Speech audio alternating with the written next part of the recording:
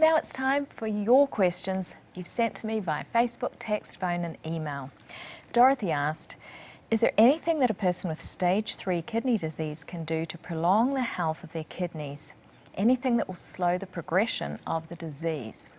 Well, there are 5 stages to kidney disease. So stage 3 indicates that you have moderate kidney disease already, which puts you at risk of high blood pressure, anemia and bone disease. So things are starting to get a little bit more serious. So you will need to work with a dietitian or your doctor or both to be sure that you don't overdo things like phosphorus and potassium. But if they're okay, then I would recommend a whole food, plant-based diet with plenty of vegetables and avoid excess protein. I want to show you a graph that Dr. Tuso shared from the Adventist Health Study that indicates that vegetarians are half as likely to die from kidney disease than non-vegetarians. So seriously consider a vegetarian diet.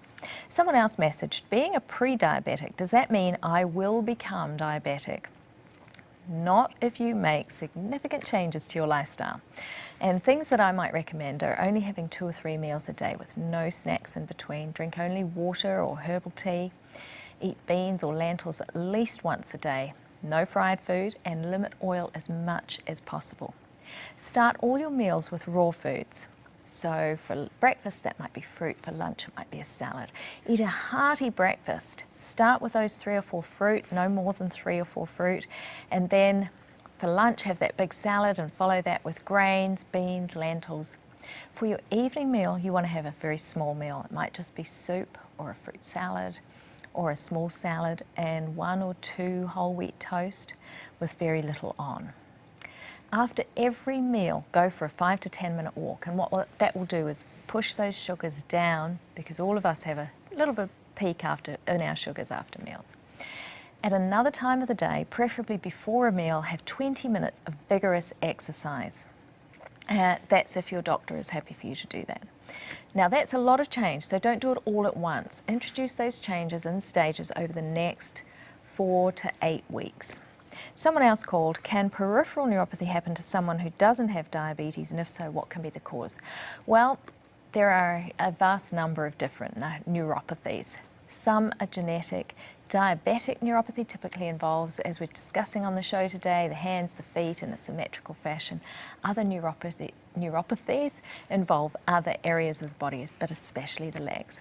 Thanks for those questions. I love hearing from you, so keep sending those questions, and now let's go shopping.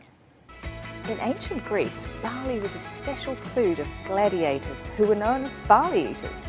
In Bible times and in medieval Europe, bread made from barley and rye was peasant food, while wheat products were consumed by the upper classes.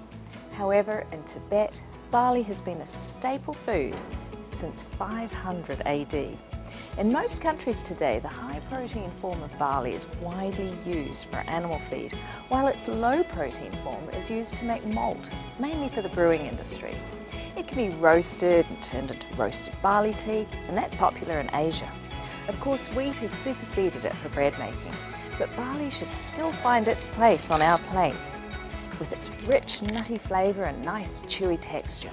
You know, I enjoy steaming barley flakes with dried fruit for 20 or 30 minutes and eating it hot for breakfast, or adding it to soups and stews.